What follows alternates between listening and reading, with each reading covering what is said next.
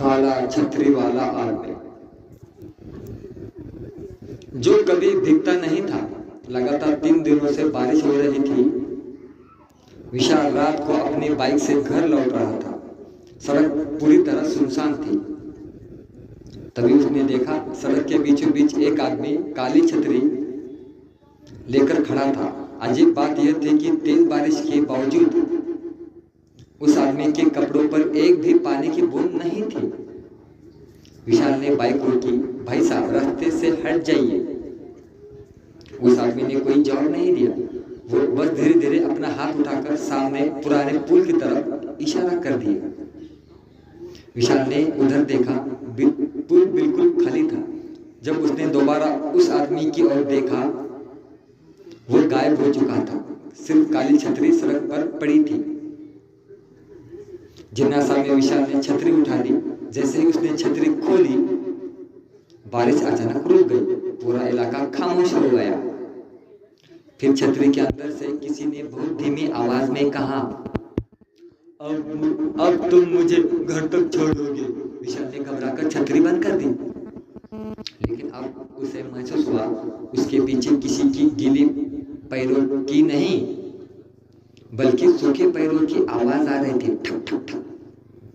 हर कदम के साथ वह आवाज उसके और करीब आती जा रही थी।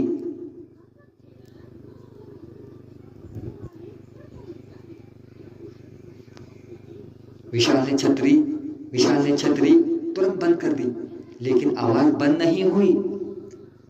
ठक ठक ठक। ऐसा लग रहा था जैसे कोई उसके ठीक पीछे चल रहा हो। जब उसने हिम्मत करके पीछे देखा, सड़क बिल्कुल खाली थी, लेकिन मिट्टी पर पैरों के निशान बन रहे थे, जैसे कोई अदृश्य इंसान चल रहा हो। वे निशान सीधे विशाल की तरफ आ रहे थे। विशाल घबराकर बाइक स्टार्ट करने लगा। बाइक स्टार्ट नहीं हुई। उसी समय उसकी जेब में रखा मोबाइल अपने आप बज उठा। स्क्रीन पर कोई नंबर नहीं था, सिर्फ लिखा था, छतरी वापस कर दो। विशाल ने कॉल उठाई। दूसरी तरफ से कोई आवाज नहीं आया। कुछ सेकंड बाद एक धीमी फुसफुसाहट सुनाई दी, बारिश शुरू होने वाली है। अचानक तेज बिजली कड़की। बारिश फिर शुरू हो गई। लेकिन अजीब बात यह थी कि बारिश की एक भी बूंद विशाल पर नहीं गिर रही थी। सारी बूंदें उसके चारों ओर गिर रही थी, मानो उसके ऊपर कोई अदृश्य छतरी खुली हो। तभी सामने सड़क पर वही काली छतरी दिखाई दी, जबकि वो अभी भी विशाल के हाथ में थी। अब सड़क पर 2 काली छतरियां थी, एक उसके हाथ में और दूसरी अपने आप धीरे धीरे उसकी ओर बढ़ रही थी। और दूसरी छतरी के नीचे किसी के काले जूते दिखाई दिए, लेकिन कमर से ऊपर वहां कोई नहीं था। विशाल ने आंखें खोलकर दोबारा देखा। सड़क पर सचमुच 2 काली छतरियां थी, एक उसके हाथ में और दूसरी अपने आप उसकी ओर बढ़ रही थी। उस दूसरी छतरी के नीचे सिर्फ काले जूते दिखाई दे रहे थे, ऊपर कोई शरीर नहीं था। विशाल ने घबराकर अपनी छतरी सड़क पर फेंक दी, लेकिन जैसे ही उसने हाथ छोड़ा, छतरी फिर से उसके हाथ में आ गई। तभी सामने वाली छतरी रुक गई। उसके नीचे से एक काला सूखा हाथ बाहर निकला। हाथ में एक पुराना कागज था। कागज हवा में उड़ता हुआ विशाल के पैरों पास आ गिरा। उस पर सिर्फ एक पंक्ति लिखी थी, जिसके हाथ में ये छतरी होती है, बारिश उसे छूती नहीं, लेकिन अंधेरा उसे कभी नहीं छोड़ता। अचानक सड़क पर लगी सभी स्ट्रीट लाइटें एक साथ बुझ गई। पूरा इलाका घने अंधेरे में डूब गया। उसी समय विशाल ने अपने बिल्कुल पीछे किसी की धीमी सांसें महसूस की। वो पलटने ही वाला था। उसके कान के पास एक ठंडी आवाज फुसफुसाई, अब तुम मेरे साथ चलोगे। विशाल ने झटके से पीछे देखा, वहां कोई नहीं था, लेकिन सड़क की गीली मिट्टी पर अब 2 नहीं बल्कि दर्जनों सूखे पैरों के निशान उसकी ओर बढ़ रहे थे। और दूर अंधेरे में सैकड़ों काली छतरियां एक एक करके खुलने लगी। विशाल ने जैसे ही आगे कदम बढ़ाया, उसके सामने की सड़क बदलने लगी। डामर की सड़क गायब हो गई। चारों ओर सूखी फटी हुई जमीन थी। उस मैदान में सैकड़ों काली छतरियां जमीन में गड़ी हुई थी। हवा बिल्कुल नहीं चल रही थी। फिर भी हर छतरी धीरे धीरे अपने आप हिल रही थी। विशाल ने पीछे मुड़कर देखा। जिस रास्ते से वो आया था वहां अब कुछ भी नहीं था। अचानक एक छतरी अपने आप जमीन से निकलकर हवा में तैरने लगी। फिर दूसरी, फिर तीसरी। कुछ ही सेकंड में दर्जनों छतरियां आसमान में घूमने लगी। उसके नीचे कोई इंसान नहीं था। तभी विशाल के हाथ वाली छतरी जोर जोर से कांपने लगी। उसका हैंडल अपने आप गर्म होने लगा। हैंडल पर धीरे धीरे शब्द बनने लगे, मालिक लौट आया। उसी पल मैदान के बीचों बीच मिट्टी फट गई। अंदर से एक पुरानी पत्थर की सीढ़ी दिखाई दी जो धरती के नीचे उतर रही थी। सीढ़ियों के नीचे घना अंधेरा था। फिर उस अंधेरे से किसी के ऊपर चढ़ने की आवाजें आने लगी, ठुक ठुक ठुक। हर कदम पहले से ज्यादा भारी था। विशाल ने टॉर्च चलाने की कोशिश की, लेकिन टॉर्च नहीं जली। अगले ही पल अंधेरे से एक लंबा काला हाथ बाहर निकला और उसने सीढ़ी के किनारे रखी सबसे पुरानी काली छतरी को धीरे से उठा लिया। फिर एक भारी आवाज पूरी मैदान में गूंजी, जिसने मेरी छतरी उठाई है अब वो मेरा रास्ता पूरा करेगा। विशाल का दिल तेजी से धड़कने लगा, क्योंकि वह आवाज अब सीढ़ियों के अंदर से नहीं, ठीक उसके पीछे से आ रही थी। विशाल ने झटके से पीछे मुड़कर देखा, लेकिन वहां कोई नहीं था। सिर्फ उसकी काली छतरी हवा में अपने आप खुली हुई थी। तभी जमीन के नीचे से आती आवाज फिर सुनाई दी, नीचे आओ। सीढ़ियों के चारों ओर लगी काली छतरियां एक एक करके जमीन में समाने लगी। कुछ ही पलों में वहां सिर्फ एक ही रास्ता बचा, जो नीचे अंधेरे में जा रहा था। विशाल ने हिम्मत जुटाई और पहला कदम रखा। जैसे जैसे वह नीचे उतरता गया, हवा ठंडी होती गई। आखिरी सीढ़ी पार करते ही उसके सामने एक विशाल भूमिगत शहर था। पुरानी इमारतें, टूटी हुई सड़कें और हर आवाज के सामने एक काली छतरी टंगी हुई थी, लेकिन पूरा शहर बिल्कुल सुनसान था। अचानक दूर एक घर का दरवाजा अपने आप खुला। अंदर से पीली रोशनी बाहर आई। विशाल धीरे धीरे अंदर गया। कमरे में धूल से ढकी एक मेज थी। उस पर एक मोटी डायरी रखी थी। पहला पन्ना खोला तो लिखा था, यह शहर उन लोगों का है जिन्होंने किसी और की छतरी उठाई थी। विशाल के हाथ कांपने लगे। उसने अगला पन्ना पलटा। वहां सैकड़ों नाम लिखे थे। सबके सामने एक ही शब्द लिखा था, लापता। फिर उसने आखिरी पन्ना खोला। वो पूरी तरह खाली था, लेकिन कुछ ही सेकंड में उस पर अपने आप स्याही फैलने लगी। धीरे धीरे एक नाम उभर आया, विशाल। और उसी पल पूरे शहर में एक साथ हजारों दरवाजे खुलने की आवाज आई। विशाल ने बाहर देखा। हर घर के दरवाजे पर अब कोई खड़ा था, हाथ में काली छतरी लिए, और सबकी नजरें सिर्फ उसी पर थी। विशाल ने दरवाजे से बाहर कदम रखा। पूरे शहर में अजीब सी खामोशी थी। हर घर के सामने एक आदमी खड़ा था, हाथ में काली छतरी, लेकिन किसी का भी चेहरा नहीं था। जहां चेहरा होना चाहिए था वहां सिर्फ काला धुआं घूम रहा था। अचानक सबने एक साथ अपनी छतरियां बंद कर दी। आवाज पूरे शहर में गूंज उठी। फिर वे धीरे धीरे विशाल की ओर चलने लगे। विशाल भागा। सामने एक पुराना घंटाघर दिखाई दिया। वहां उसके अंदर घुस गया और भारी लकड़ी का दरवाजा बंद कर लिया।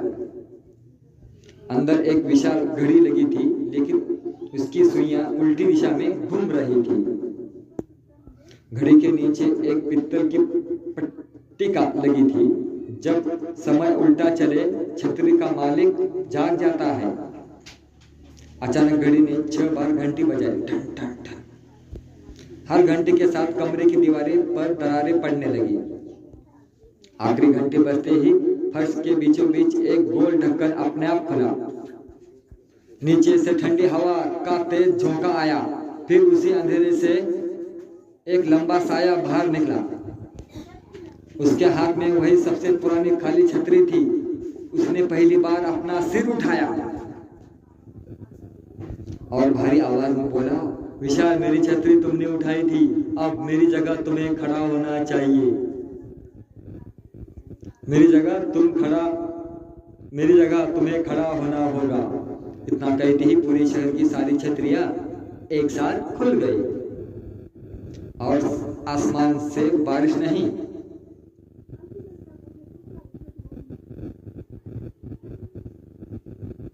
काली राख गिरने लगी।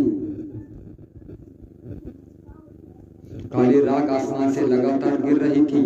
जहां राख जमीन पर गिरती वहां काले हाथ मिट्टी के अंदर से बाहर निकलने लगते। विशाल पीछे हटने लगा, लेकिन घंटाघर का दरवाजा अपने आप बंद हो चुका था। उसने पूरी ताकत से दरवाजा खींचा, मगर वो टस से मस नहीं हुआ। तभी वह लंबा साया धीरे धीरे उसकी ओर बढ़ा। उसके हर कदम के साथ फर्श पर काले पानी के निशान बन रहे थे। साये ने अपनी पूरी काली छतरी विशाल की ओर बढ़ाई और कहा, 2 छतरियां एक साथ नहीं रह सकती। एक चुनो, दूसरी तुम्हें चुन लेगी। विशाल ने अपनी छतरी जमीन पर फेंक दी, लेकिन अगले ही पल वो फिर उसके हाथ में आ गई। अचानक घंटाघर की घड़ी उल्टी दिशा में 12 बजने लगी। घंटाघर की दिशा में 12 बजने लगे, टन टन टन। हर घंटे के साथ शहर के बिना चेहरे वाले लोग धीरे धीरे घंटाघर के चारों ओर जमा होने लगे। वे सब एक साथ एक ही शब्द में एक शब्द ही दोहरा रहे थे, चुनो चुनो चुनो। तभी विशाल की नजर घड़ी के पीछे बनी एक संकरी सीढ़ी पर पड़ी। वह तुरंत सीढ़ियां चढ़कर ऊपर पहुंचा। ऊपर एक छोटा सा कमरा था। कमरे के बीचों बीच पत्थर का एक पुराना संदूक रखा था।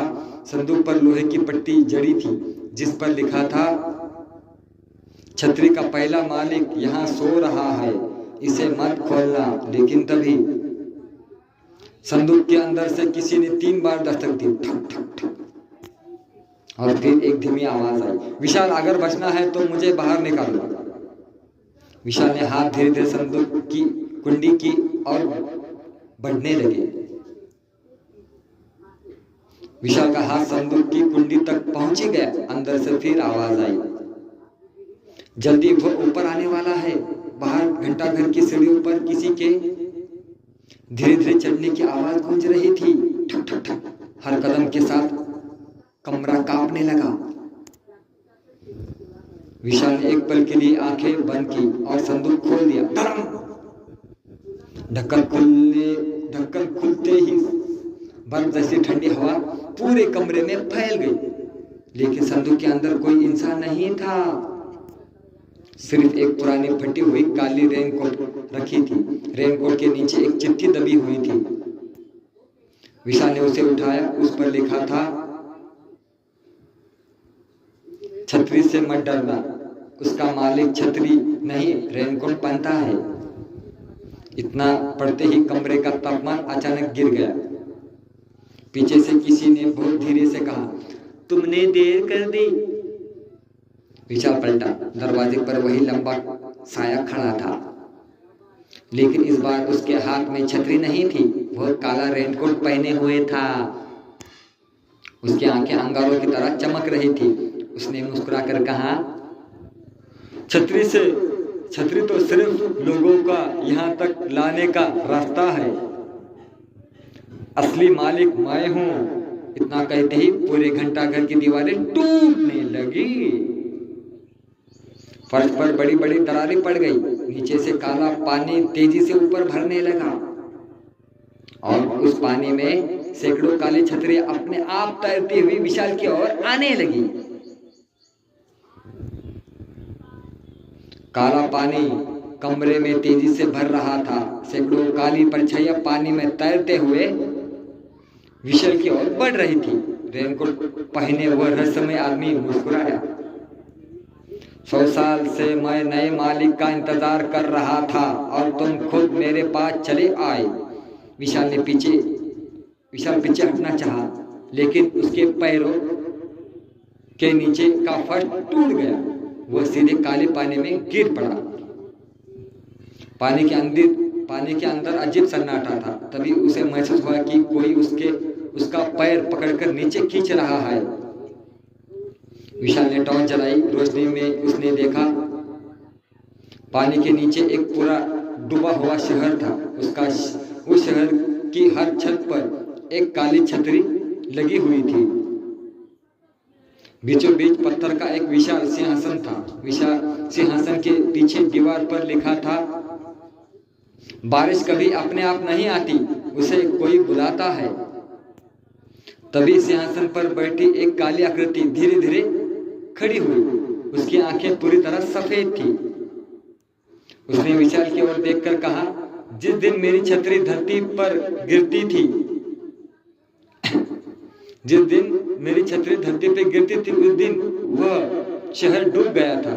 उस दिन यह शहर डूब गया था। अचानक विशाल के हाथ वाली छतरी अपने आप खुल गई। छतरी के अंदर के कपड़े पर लाल अक्षर उभरने लगा।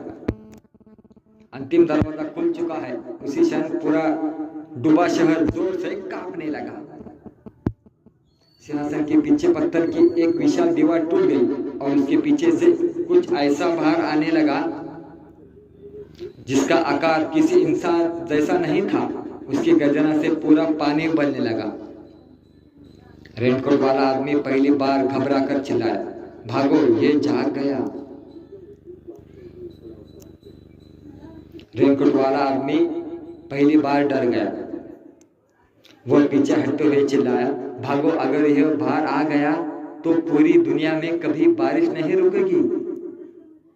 लेकिन अब बहुत देर हो चुकी थी। टूटी हुई दीवार के पीछे से एक विशाल काला हाथ बाहर निकला। उसके नाखून पत्थर को ऐसा चीर रहे थे जैसे मिट्टी हो।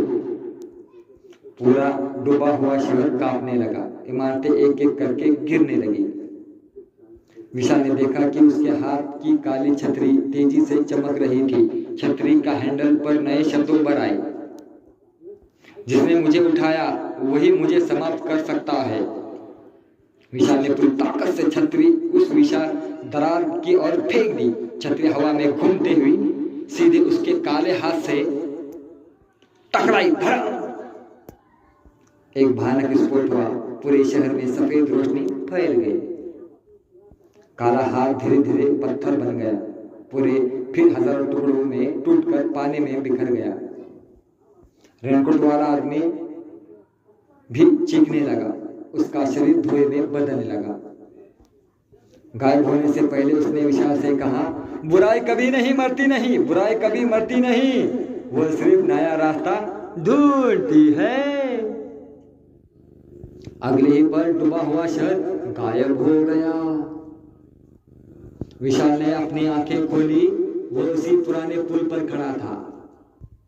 बारिश रुक चुकी थी। सुबह की पहली किरण फैल रही थी। उसने चारों ओर देखा, न घंटाघर, न डूबा हुआ शहर, न काली छतरी। सब कुछ जैसे कभी था ही नहीं। विशाल मुस्कुराया और घर की ओर चल पड़ा। लेकिन कुछ दूर जाकर उसने सड़क किनारे एक छोटा बच्चा देखा। बच्चे ने जमीन से एक पुरानी खाली छतरी उठाई और जैसे ही उसने उसे खोला, दूर आसमान में फिर से काले बादल उमड़ने लगे। समाप्त। चला मित्रांनो, लाईक करा, सबस्क्राईब करा, कमेंट करा, शेअर करा। चला मित्रांनो, काल्पनिक कथा आहे, कोणता गोष्टीचा काही संबंध नाही मित्रांनो, फक्त मनोरंजन हा व्हिडिओ पहा। काल्पनिक कथा तुमच्या मनोरंजनासाठी हा व्हिडिओ बनवला गेलेला आहे मित्रांनो। कमजोर दिल के ना देखे। काल्पनिक कथा आहे, कोणत्या गोष्टीचा कसा काही संबंध नाही, मनोरंजन म्हणून पाहू शकता। लाईक करा, सबस्क्राईब करा, कमेंट करा, शेअर करा मित्रांनो। Bye bye.